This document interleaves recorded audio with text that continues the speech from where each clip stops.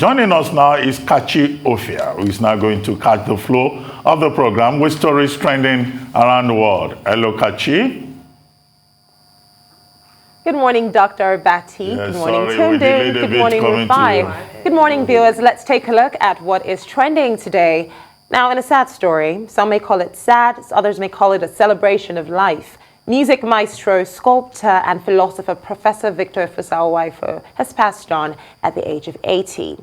Now, he passed on the 28th of August 2021. The music icon whose tracks Jeremy and Guitar Boy were hits till his demise was a multi-instrumentalist, a great lyricist, a melody maker, and a renowned virtual artist. Now, while tributes continue to pouring, a saxophonist Olu Jazz has released a jazz-inspired rendition of one of his greatest hits, Jeremy. Let's take a look at that.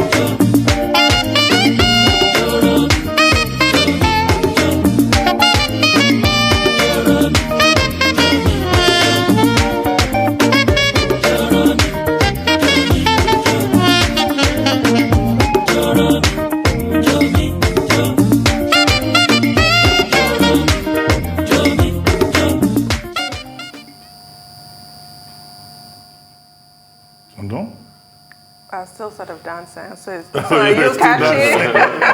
I know. May his soul rest in perfect peace. You know, I dressed up as a mermaid recently. Sounds completely bonkers. It was World Book Day. And I actually thought about Sir Victor Uwaifo. He actually said he saw a mermaid and that they do exist. But he gave us a lot. He gave us his talent, he gave us his intellect, and he also served as a commissioner for tourism, didn't he, and culture. So he lived a long, rich life. And he will never be forgotten with his spinning guitar maneuver, the stage presence.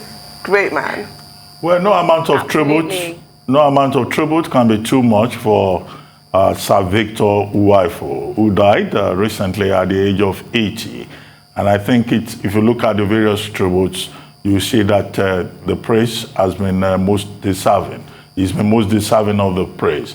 As you speak, the Copyright Society of Nigeria, led by Chief Tony Okoroji, is flying the mast in front of that building at half-mast in recognition of the distinction of Sir Victor Uwaifo, the first artist in Nigeria to be appointed a commissioner for arts and culture, the first Nigerian artist to win the Golden Gong.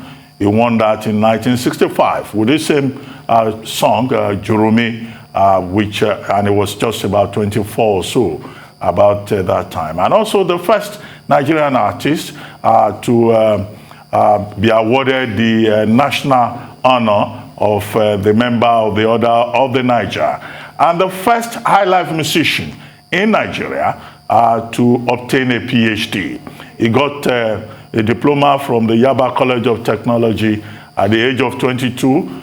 But at the age of 54, he got a Bachelor of Arts degree. At the age of 56, he got a Master of Arts degree in Fine and Applied Arts. And at the age of 60, he got a PhD, specializing in architectural sculpture. He was a very versatile man. He was a multi-instrumentalist, a lyricist,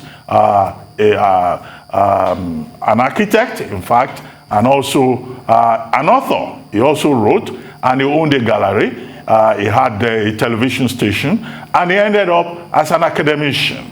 So he represents a great example for younger artists, and also, let us say, he was a legend of the Benin Kingdom, a major contribution from Edo, from Benin, to the international community. And he was well acknowledged for his dexterity, for his accomplishments, and he remained active till the very last moment. For those of us who are from the artistic community, we remember him also for the legacy that he has left behind in many of the songs that he did, including Mami Water, Jurumi, Guitar Boy, and then there's one called Me Ame Do Ame Do Tundu. You don't want me to tell you how we converted that Do Ame Do as rascally young men in those days. I actually do.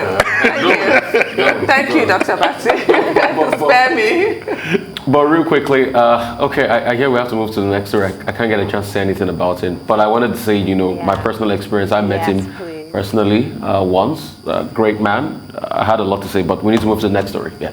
Absolutely. Now, real quick, a video of two women rough handling a police officer after he allegedly assaulted them with his gun is currently making the rounds on social media. Now, these two women can be seen with injuries on their body. One woman has an injury in her arm and the other is profusely bleeding from her mouth. Take a look at that.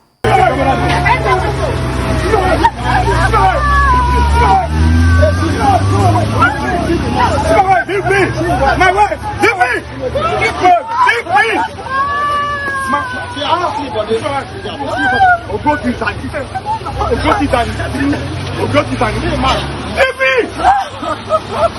See, as a police officer, in fact, he's beating a woman and destroying his hand. Policeman, see me, see my life. Look at police officer. Where's the number? Where's the number? Let me see the number. See my wife. Where's the number? Don't go anywhere. No. See my wife. Yes. Look at police. Look at it. Now, this is completely disgusting to see. Okay, I'm going to comment to you first. No, you go ahead, because you didn't get to comment on okay. I mean, you know, when I saw that video, what kept on popping in my head is that police is your friend, and this is how they show it every time. And only to think a lot of people went out there, protested about NSAS, and we're still seeing things like this happen. This shouldn't happen in the first place. Never. The police officer has no right to assault women. I'm not saying it's any better for the woman to pull the police officer and drag him and engage in a fisticuff, but it's got no right. And we see them every time. And that's why, please, we call on the Police Service Commission to look at this case critically. Please, I'm sure they can identify the face of that police officer.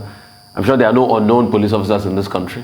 Identify his face, you should call him and call both parties and investigate and dish out the necessary disciplinary action. But the police shouldn't be like this in Nigeria. This is a bad representation of the police force. I completely agree. It's extremely disturbing. And I just can't begin to imagine what that video did not portray, how he must have really assaulted those women, two women. I don't even understand what kind of circumstances could have led to him having to hit them, much less injure them. And the one who is really bleeding is extremely disturbing. He just needs to be sanctioned for this. This is a disgrace to the uniform.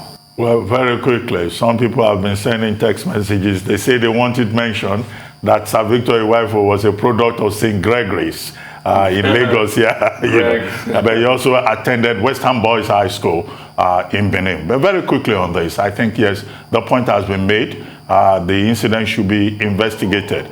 But those ladies, you know, the two ladies involved, whatever may have been the provocation, I think they also took a risk. We have had many cases of trigger-happy policemen summarily executing people in Nigeria.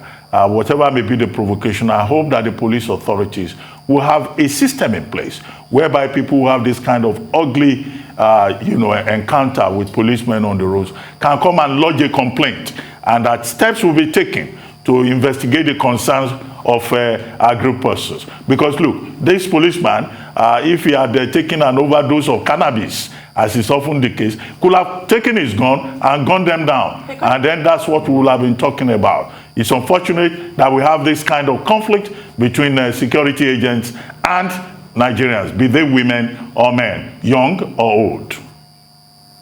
Well, thank you very much, Kachi. I understand we've run out of time. Thanks for having me. Thank you very much.